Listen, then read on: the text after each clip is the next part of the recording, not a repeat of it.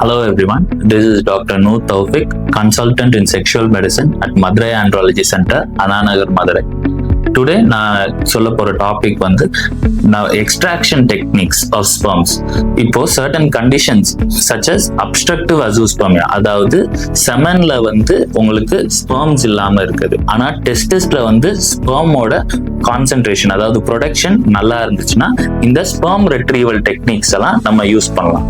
என்னென்ன sperm retrieval techniques இருக்குன்னு நீங்க பாத்தீங்கன்னா, டெஸ்டிகுலர் ஸ்பெர்ம் எக்ஸ்ட்ராக்ஷன் அதாவது TESE, அப்புறம் MESA அதாவது micro surgical epididymal sperm aspiration, இல்லைன்னா PESA பர்க்யூட்டேனியஸ் epididymal sperm aspiration.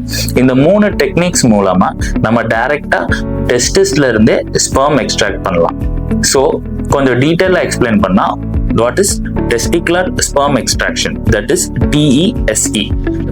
So இந்த டெக்னிக்ல என்ன பண்ணுவோம்னா, நம்ம லோக்கல் அனஸ்தீசியாலேயே நம்ம டே கேர் ப்ரொசீஜரா இந்த ப்ரொசீஜர் பண்ணலாம். பேஷண்ட் அட்மிட் ஆகணும்னு அவசியம் இல்லை.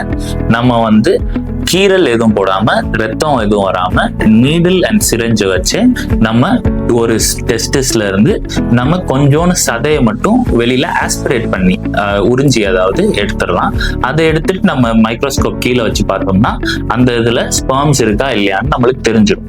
இது வந்து டெஸ்டிகுலர் ஸ்பெர்ம் ஆஸ்பிரேஷன்ங்கிற டெக்னிக் வந்து நம்ம கன்ஃபார்ம் வெதர் ஸ்பெர்ம் ப்ரொடக்ஷன் இருக்கா டெஸ்டிஸ்ல இல்லைன்னு பண்றதுக்கு நம்ம பண்ணலாம். அடுத்து இதோட ரொம்ப பெஸ்ட் மெத்தட் வந்து micro surgical epididymal sperm aspiration.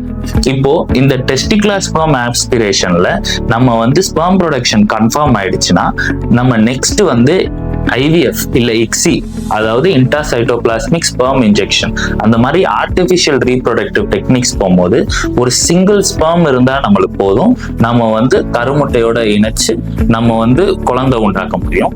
So அந்த டெக்னிக்ஸ் நம்ம போகும்போது இந்த மைக்ரோ சர்ஜிக்கல் எபிடிடைமல் ஸ்பெர்ம் ஆஸ்பிரேஷன்ங்கிறது ஒரு லோக்கல் அனஸ்தீசியால பண்ணக்கூடிய ப்ரொசீஜர் தான். ஒரு சின்ன கீரல் போட்டு நம்ம டைரக்டா டெஸ்டிஸை கண்ணால விஷுவலைஸ் பண்ணி அங்கே எபிடிடைமஸ் அப்படிங்கிற ஒரு ஆர்கன் இருக்கும் அந்த டெஸ்டிஸ்ல, அங்கேதான் வந்து உங்களுக்கு ஸ்பெர்ம் வந்து மெச்சூர் ஆகும். அங்கிருந்து நம்ம டைரக்டா நீடில் போட்டு ஸ்பெர்ம்ஸை வந்து ஆஸ்பிரேட் அதாவது உறிஞ்சி எடுத்துடலாம். இந்த ஸ்பெர்ம்ஸ் யூஸ் பண்ணி நீங்க IVF-ஓ ICSI-ஓ நீங்க செஞ்சுக்க முடியும்.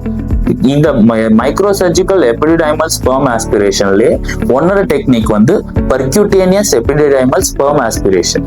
இப்போ இன்சிஷனே போடாம நம்ம அந்த எபிடிடைமஸ்ல இருந்து ஆஸ்பிரேட் பண்றது வந்து இந்த பர்க்யூட்டேனியஸ் எபிடிடைமல் ஸ்பெர்ம் ஆஸ்பிரேஷன் அதாவது PESA.